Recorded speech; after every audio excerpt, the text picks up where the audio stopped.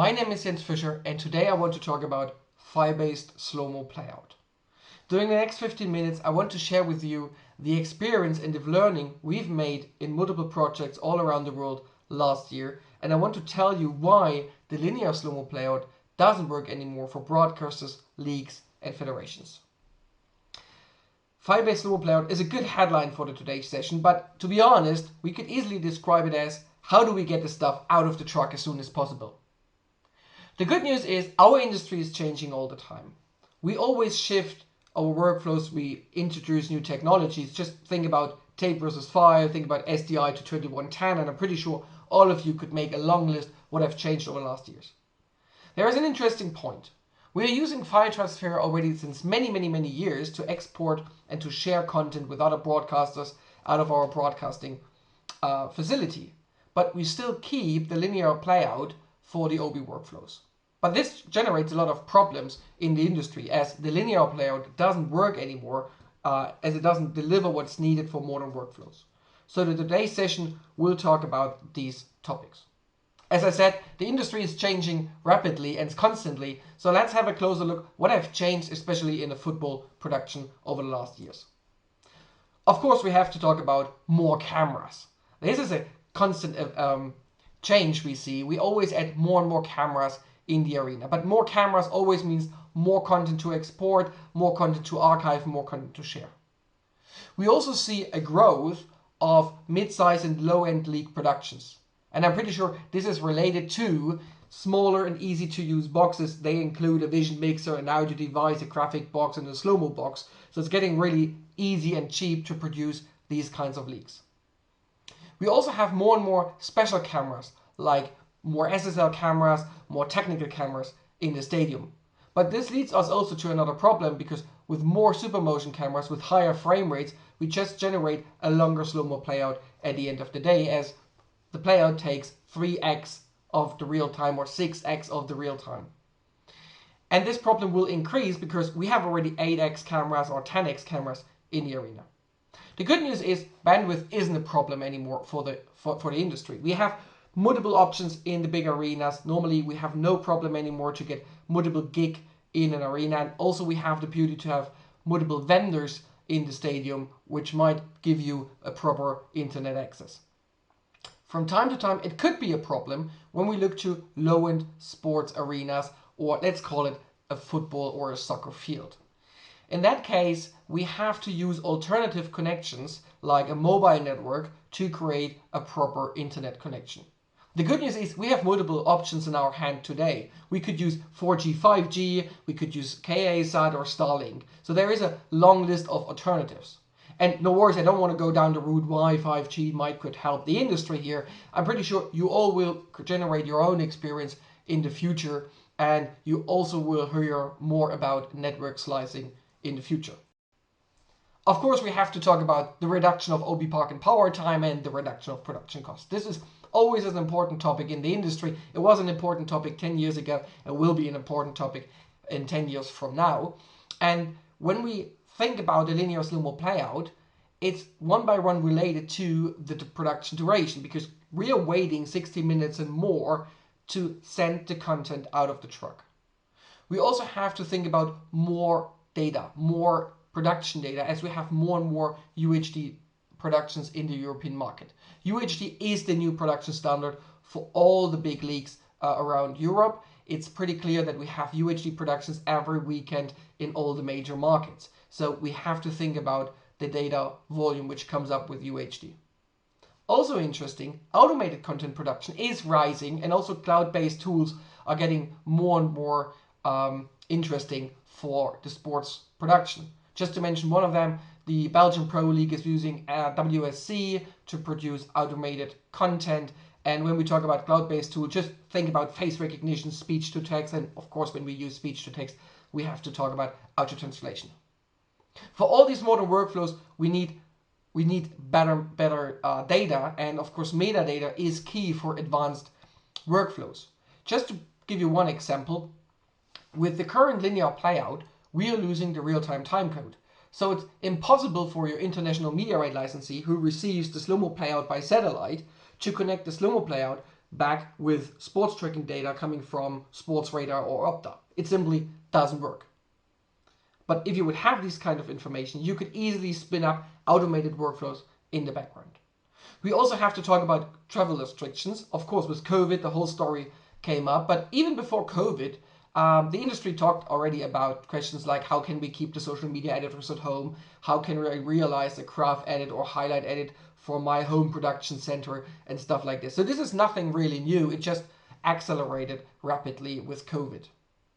And of course, we have to talk about the media right costs. And that's an interesting thing here because in the past, you always had one story, one headline in the media.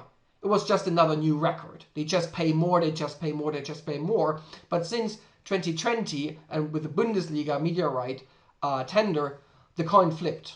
And we see this trend now European-wide. So we can't expect new records in the home market, which leads us to the international market, which is getting more and more relevant for all the different soccer leagues.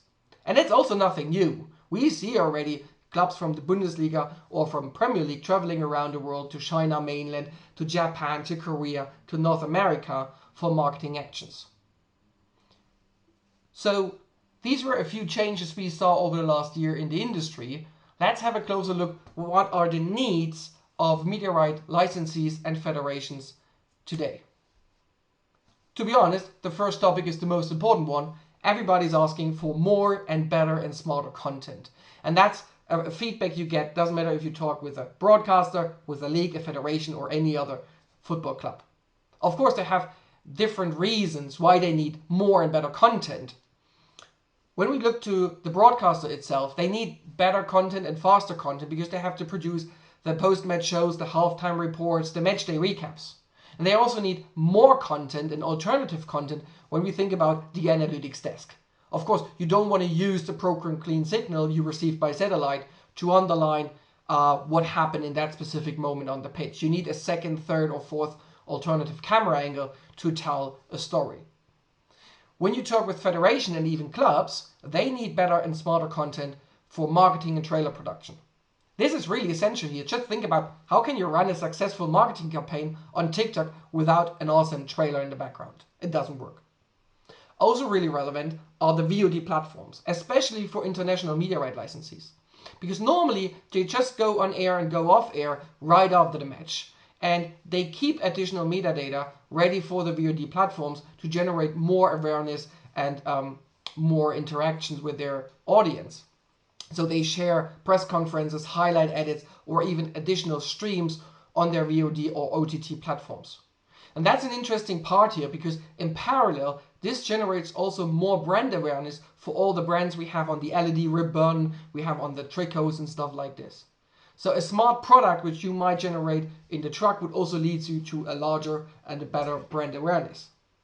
Also, archiving is relevant for the market. And just last year, we had 2 projects completely driven by the archiving team because they need smarter content. These guys are suffering from getting a 60 minutes meltdown into the archive. In the past, they just archived a program clean signal, that's it. But now we keep the camera one ISO feed, we keep the behind the goal ISO feed, we keep the technical camera ISO feed, and even more important, now we're also asking international media partners to send back the content they've created during the match day so the league knows exactly what happened in the Philippines or what the Australian broadcaster did with your content. That's an interesting point here. Of course, we should also talk about video referee content, but well, to be honest, I think the whole industry talked about VAR content already for the last 3 years, so let's skip that point for a minute. As you can see, good and valuable video content is key for anyone in the industry, and it's a universal topic for broadcasters, federation, clubs, leagues, and any other media partner. The problem with this linear slow-mo playout is pretty simple. It's always too late, and it's always too slow. Why is it too late? Well, of course, you can start playing out additional content during the halftime break, but most of the time, you start playing out the content after the press conference. Or, when we look to major leagues, I don't want to name a few brands here, but a few of them, they are launching an alternative satellite feed just to transport additional content in parallel, which is also a linear process. So the content always comes in too late and it's always too slow because it's a linear process. If you have 60 minutes of content, Of course, it takes 60 minutes to get it out. It's not that smart. We also share stupid content as we lose all the important data we have in the truck. Just remember the real-time timecode and how relevant it is for all the other additional workflows running in the background.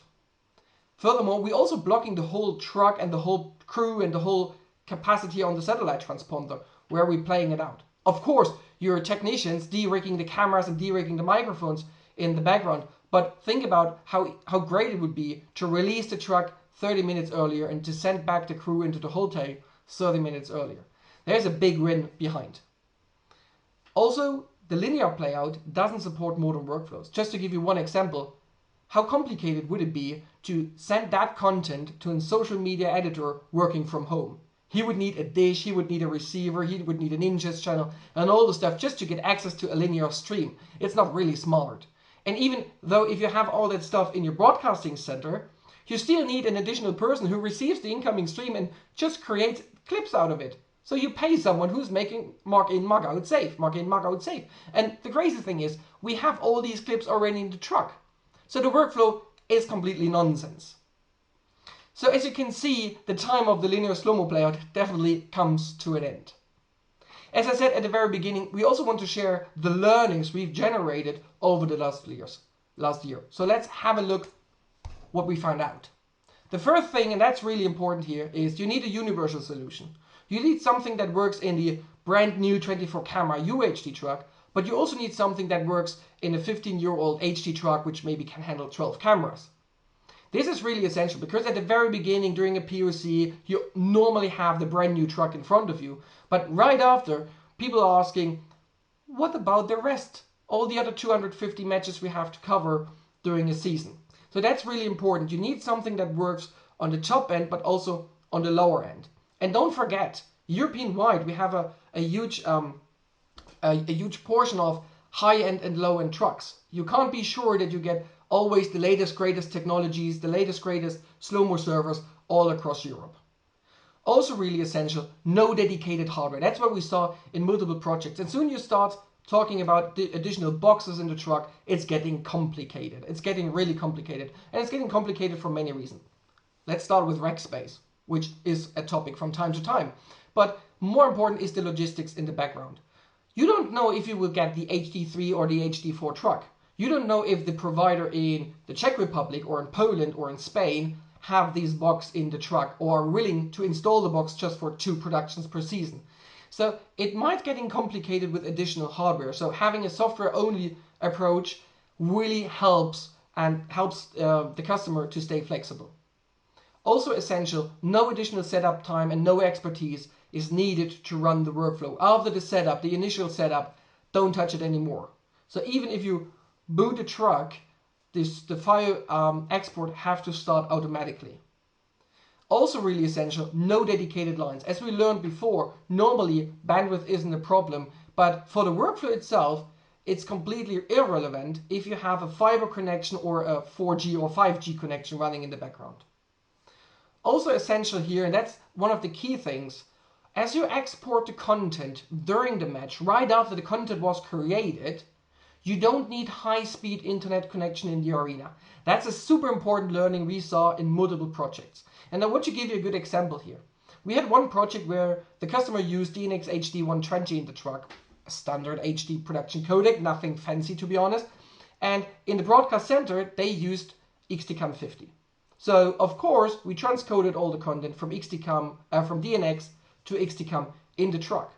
Well, the good news is normally highlight content is really short. The clips are really small. So we talk about 15 seconds of content, 30 seconds of content, and maybe you have 3 or 4 different camera angles here. So normally you don't have a bulk upload at the end of the production. You just have a constant flow of data running out of the truck. So you don't need high-speed internet connection. That's really important here. Also really relevant, we have to keep the original metadata, and just as a reminder, timecode, real-time timecode is the most important here. But we also have to add additional metadata on top of that. So we can do this by auto-renaming technology. So you don't need an additional production asset management or media asset management system running in the background. I also have one good example here from one of our projects. The file name we've shared in that project was really intelligent structured. So we had the league in the name, we had the season, the match day in the name, we even had the home team versus guest team, we had the real-time time code, which was the start time code of the clip in the clip name, and we even had the camera position in the clip name. So it was really easy to identify the right content on the producer or editor side. And of course, it have to work with multiple receivers and multiple media right licensees. So normally we see two different workflows. We see a send back home workflow, which is a one-by-one relationship between the truck and the broadcast center. And we have a share with all workflow where you use a centralized storage, doesn't matter if it's a cloud or if it's an on-prem storage, and you use this storage to share the content with all your partners. So this centralized storage acts as a kind of cache server at the end of the day. So what are the benefits of a file-based slomo playout? Well, you share the content immediately. So you don't have to wait until the halftime break. You don't have to wait until the end of the match or after the press conference before you start sharing the content. You keep the metadata, and we even add more game-related data on top of that. It has a small or nearly no impact on production side, which is absolutely relevant, and it works with modern trucks and also older trucks. It reduced the production costs and it reduced the satellite transponder time, as we are losing this linear playout at the end, and it works with any internet connection. And of course, it's fully encrypted and accelerated. So to make a long story short, file-based is better than linear. That's it from my side. Really appreciate it that you watched this presentation. And now I'm really looking forward to see what our experts will say through that topic in the next session. Thank you very much. Really appreciate it. Bye-bye.